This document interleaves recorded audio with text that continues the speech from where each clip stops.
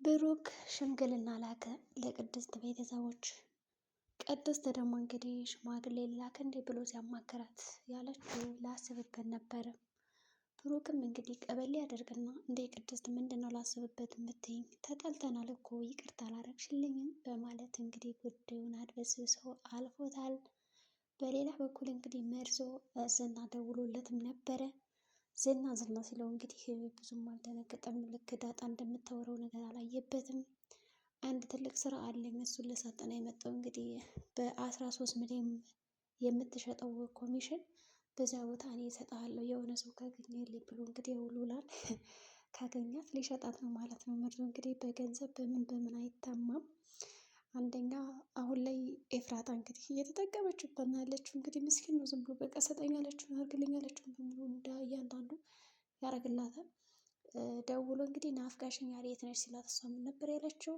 በቅርቡ እመጣለሁ ስራ ሆኜ ነው ያለችው። ከዛ ግን ሳሚ ምናምን ሲላት እኮ ምንድን ነበር ያለችው እሷ? እባክህ ዞር በል አትጃጃልብኝ ምናምን ይልቅ ሸቃቀልክ እንዴ ነው ያለችው። ይሄ ገንዘቡን ነው ያየች እንግዲህ እሱም አዎ ሰርቻለሁ የኔ ጥቁር አዝሙድ በማለት እንግዲህ ጉዳዩን ቀለል አድርጎ ተሎ እንድትመለስ አስጠንቆ ይነግራታል። ወዲያውኑም ነበረ ዝና የደወለው። ማነህ ስምህ ምናምን ሲለው ዝና ማለት እንዴት አይነት ስም ነው ደግሞ ጂፕላስቱ ምናምን የሚመስል ድምፅ ነው ያለህ እያለው ራስ በጣም ሲያወሩ ነበረ። ከዛ እንግዲህ ዝና ራሱን ለመቆለል አስቧል። ምክንያቱም አንተ እኔ ማን እንደሆንኩ አላወቅም መሰለኝ ዝም ብለህ እንደዚህ የምታወራ ምንድን ነው ነገርህ ምናምን ይለዋል። በቃ ደጋግሞ ስሙን ምክንያቱም ሲሰማው ራሱ እንዲፈራ ምናምን ነበር የፈለገ። መርዞ ግን ያንን አክት አላደረገም። ቆይ ስም ማን ነው ምናምን ብሎ ሲጠይቀው እንግዲህ መርዞ ይላል። እንግዲህ ምን ገለህ ነው እንደው መርዞ የተባልክ ሲባል እንግዲህ ነብር ገድዬ አይደለም መቼም ይለዋል። ብቻ እንግዲህ ተስማምተዋል ማለት ነው። ሰው እሺ ብሎታል። እንግዲህ የመርዞ ውሳኔ ምንድን ነው?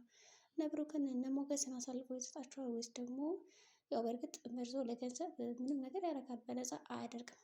ምንም በቃ ለጓደኛው ራሱ አይምርላትም ማለት ነው። ለዳጣ ሸኘኝ እንኳን ስትለው በኮሚሽን ነው የሚሸኛት። የተወሰነ 100 ብር 200 ምናምን ከፍለው ነው የሚሸኛት እንጂ በነፃ አይሸኛትም ማለት ነው። ስለዚህ ይህን ያክል ኮሚሽን አግኝተውማ በእርግጠኝነት አሳልፎ ነው የሚሰጣቸው እነ ሉላን እና እንግዲህ እሱ ሀሳቡ ሉላን እንዲያገኝለት ነው። ከዛ ሂሳቡን ይቀበላል ማለት ነው። በሌላ በኩል እንግዲህ የምሳሌና የመድብል ጨዋታ በጣም ነበር የሚያስቀው። እንዴት ነው እንደዚህ ልጆች ነገራቸው እንዴት ነው እየተባባሉ እንግዲህ አጎትና የወንድም ልጅ በጣም ሲሳሳቁና ሲያወሩ ነበረ። በጣም የሚያደርጉት እንግዲህ ወሬያቸውም የነበረው እንግዲህ እነዚህ ልጆች ምን እየሰሩ ነው ምናምን ብሎ ይጠይቃታል። በመጀመሪያ ያው እንግዲህ ምሳሌ አጎቴ በቃ ትምህርት ቤት እኮ ልጆቹ በጣም ወደውሃል እና ለምን አዘፍንልንም እያሉ ነበረ ፈርምልን ብለዋል ምናምን ትለዋለች። ችግር አለው ታዲያ ደብተራችሁን ሰብስበሽ አምጪ ከዛ እኔ እፈርምላችኋለሁ ይላታል። እንደዛ ሳይሆን በቃ ላድል መጠ ልብሳቸው ላይ ነው። እሺ ይልቅ እንዴት ነው ሴቶች ቅድስት እንዴት ናት ብሎ ምናምን ይጠይቃሉ። ቅድስት እኮ ወይኔ ከማህሌት ታዝዛለች እኮ ልታብድ ነበረ። በቃ ሁሌ መጣላት ነበረ። አሁን ግን ዝም ብላለች ትለዋለች። ድሮም እኮ እንግዲህ እሱ ነበር የሚያጣላቸው። አሁን አንዷ ተቀንሳለች እያሉ ይሳሳቃሉ። እና እንግዲህ የሆነ ቀን ኪችን አገኘሁት አባቴን እኮ አጎቴ ብላ ትጠይቀዋለች። መድብልም ወይኔ የተዋርደናል በዘራችን እንደዚህ አይነት ነገር የለም እንደ ወንድ ልጅ ኪችን ገብቶ ምናምን ተሳሳሙ ምናምን ይላታል። ከዛ ግን አረን ያላየውም ብላ ነው የወጣችው። የመድብልና የምሳሌ ወሬ በጣም ነው የሚያስቀው። ፈታ ያደርጋል ሁሉም። ከዛ እንግዲህ ማህሌትም ወንድ መሰክርብህ ተገድጃለሁ ስትል እና በምን ጉዳይ ነው ይላታል። በቃ ምን የምታውቀው ነገር አለ ብሎ ሲያፋጥጣት ትነግረዋለች። ብዙ ነገር ህጋዊ ነገር እንደማይሰሩ አጠቃላይ ስራቸው ወንጀል እንደሆነ ነገረችው። ከዛ ሴት ጣርቄ ነው የምገልሽ ይላታል። ለማንም ብትናገር ይገልሻለሁ እንጂ እንደዚህማ በቀላሉ አልፋታሽም። ስለዚህ መስክሪበት ያሉሽን ነገር እርሾ ይላታል። እሷም እሻለች እንግዲህ።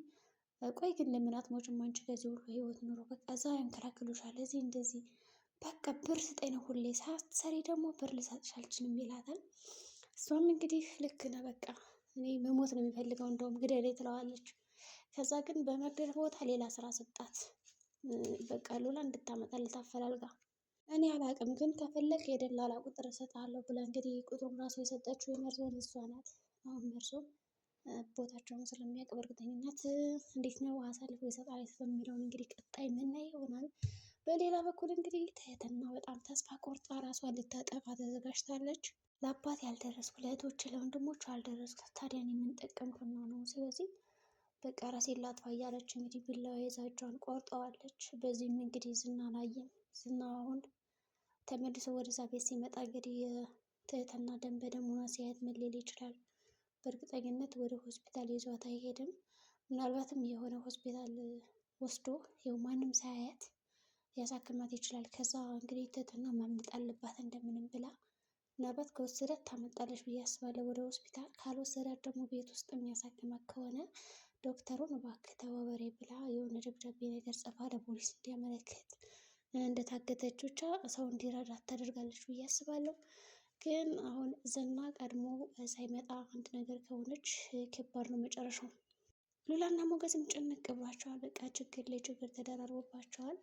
የሚበሉት እንኳን እስከሚያጡ ነው እንግዲህ የደረሱት። በዚህ ጉዳይ እያማረረች ነው እንግዲህ ሉላ። ያው ከዝና መለጥኩ ስል ይሄ ደግሞ ጠበቃ መጣብኝ፣ አንተ በቃ ወደኝ ሁሉ ፈተና መጣብህ ትለዋለች ሞገስም። ሞገስ አታማሪ፣ ሆስፒታል ብትሄጂ እኮ በጣም ብዙ በቃ መቼ ነው የአማርኛን ምግብ ምበላ የሚሉ ሰዎች አሉ። ታሞ በኦክስጅን የሚሄዱ አሉ። ብቻ በጣም ብዙ ነገር ይላታል። ሰው እንዳታማርር የተለያዩ ምክንያቶች ሰጣት።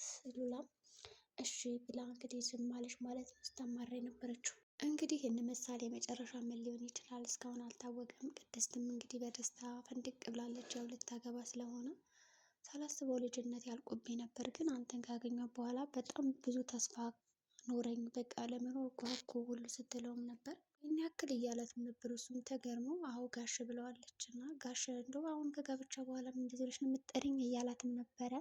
እሷ ደግሞ ያው እናቴ የምትለኝ አለ መሰለህ፣ ባሏን የምታከብር ሴት ንግስት ነች፣ ያው መከባበር ግድ ነው ብላኛለች፣ በዛ ነው ትለዋለች። እሱስ ልክ ነች፣ ሴትም መከበር አለባት ይላል ማለት ነው። ስለዚህ እንግዲህ እየተከባበሩ እያወሩ ነው። እና ምሳሌም እንግዲህ በቃ እስኪ ብቻቸውን እንተዋቸው ብለው ከቤት ወጥተዋል። እንግዲህ መርዞም ለዳጣ ደውሎ ዝና እንደደወለለት ሊነግራት፣ ዝና ደወለልኝ ያው ከመሀሌት ስልኬን ተቀብሎ ምናምን ሲላት ፌንት ነው የነቀለችው። በቃ አሳልፈ ልትሰጠን ነው አይደል ምናምን ብላ ነው እንግዲህ ወደ ዱብ ያለችው። እሱም ኧረ እንደዛ አይደለም ተረጋጊ ይላታል። እሷ ግን ልታምን አልቻለችም። ብቻ ግን እንደምንም ተነሳሽ ማለት ነው ራሷን ከሳተችበት። ሉላም እንግዲህ ከዳጣ ጋር በጣም ናፍቋት ችግሯን ወሬዋን እያንዳንዱ ነገር ስታካፍላት ነበረ። ዳጣ ደግሞ አይዞሽ በቃ በርች ያለች እየጠነከረቻቸው ነው። እና ሞገስ ከአንቺ ብትበደር ችግሮት የሚለውን እንግዲህ ላለማስነቀት፣ ኧረ እባክሽ እኔ በጣም ብዙ ብር ነበረኝ፣ ያው ከስቼ የሰራሁት ያጠራቀምኩት ብር ነበረኝ፣ እሱም ነው ደግሞ ለሞገስ ችግር የለም ምንም ነገር ባረግለት አይቆጨኝም ትላታለች። እሷም ደስ አላት ማለት ነው። ብቻ እንግዲህ አሁን የመርዞ ሀሳብ ምንድን ነው? እነ ሉላን አሳልፎ ሊሰጥ ነው። ጠበቃውና ዝና ደግሞ በአንድ ስራ እየሰሩ ነው። እንግዲህ መድብልን ወደ መጣበት እስር ቤት ለማስገባት እየሞከሩ ነው። ዝናም ራሱ አምኗል መድብል ጀግናና ክፉ አረመኔ ሰው እንደሆነ። ጠበቃው ደግሞ ችግር የለም መፍትሄ አላጣም ተመልሰን እናስገባዋለን እያለ ትልቅ ተስፋ ሰጥቶታል። እንግዲህ ምን ሊሆን ይችላል መጨረሻቸው?